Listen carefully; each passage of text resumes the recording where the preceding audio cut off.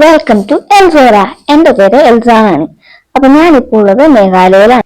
Meghalaya actually നല്ല ഭംഗിയുള്ള ഒരു സ്ഥലമാണ് കേട്ടോ. നമുക്ക് മലയാളികൾക്കൊക്കെ ഓൾമോസ്റ്റ് ഒരു പണ്ടത്തെ കേരളം എന്നൊക്കെ പറഞ്ഞ ഒരു വൈബ് കിട്ടുന്ന ഒരു സ്ഥലമാണ് മേഘാലയ. ഇപ്പത്തെ എന്റെ മെയിൻ ഹോബി എന്ന് പറഞ്ഞാല് വീക്കെൻഡിലും ബ്രേക്കിനും ഒക്കെ നോർത്ത് ഈസ്റ്റ് ഫുള്ള് കറങ്ങാൻ പോവാന്നുള്ളതാണ്.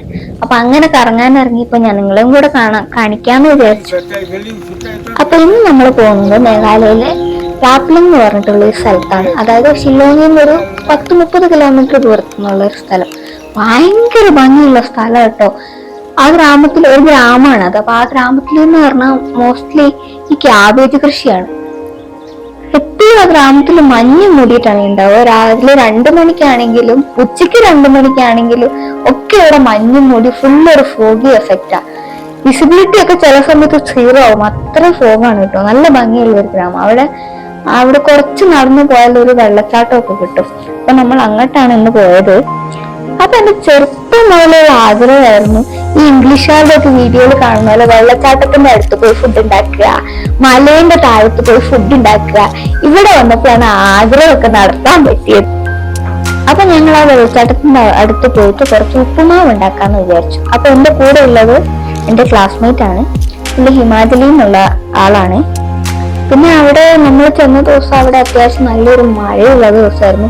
ഒരു വെയിൽ പോകുന്നുണ്ട്, മഴയും ഇടയ്ക്കിടയ്ക്ക് ചാറുന്നുണ്ട്. അതുകൊണ്ടാണ് നമ്മൾ റെയിൻകോട്ടും കുടയൊക്കെ ആയിട്ടിരിക്കുന്നത്.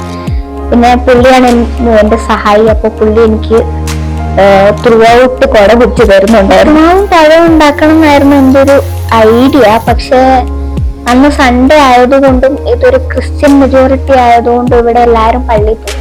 അതുകൊണ്ടാരും കട തുറക്കൂല. അതുകൊണ്ട് ഞങ്ങൾക്ക് പഴം കിട്ടിയില്ല. ഞങ്ങൾ നന്നേ രാവിലെയാണ് പോയത്. ഒരു 4:30 ഒക്കെ ആകുമ്പോൾ പോകും. ഇവിടെ നോർത്ത് ഈസ്റ്റിൽ അറിയാമല്ലോ, രാവിലെ 4:30 ഒക്കെ ആകുമ്പോഴത്തേക്ക് സൂര്യൻ ഉദിച്ച് വരും. അങ്ങനെ ഞങ്ങൾ കുറച്ചു നേരം ആ വെള്ളത്തിലൊക്കെ തുള്ളി കളിച്ച് പിന്നെ ഒരു ഉപ്പുമാവും കുറച്ച് മുട്ട പൊരിച്ചയും ഉണ്ടാക്കി ഞങ്ങൾ അതൊക്കെ കഴിച്ചു. അതിന്റെ കൂടെ അവന്റെ കുറെ ഹിമാചലി കഥകൾ കേട്ടു. ഞാൻ എന്റെ കുറച്ച് കേരള കഥകൾ അങ്ങോട്ട് പറഞ്ഞു. അങ്ങനെ ഞങ്ങൾ കുറെ സംസാരിച്ചു. ആൻഡ് ഫൈനലി ഞങ്ങൾ ഒരു ചായം കൂടി ഇട്ട് കുടിച്ചു. And call it A day. അപ്പൊ താങ്ക്സ് ഫോർ വാച്ചിങ്. വീഡിയോ ഇഷ്ടപ്പെട്ട എല്ലാവരും ലൈക്കും ഷെയറും കമന്റും ഒക്കെ ചെയ്യണം. എന്തെങ്കിലും സജഷൻസ് ഇംപ്രൂവ്മെന്റ് ഉണ്ടെങ്കിൽ എന്തായാലും പറയണം. അപ്പൊ stay tune for more north east കഥകൾ. Okay, by.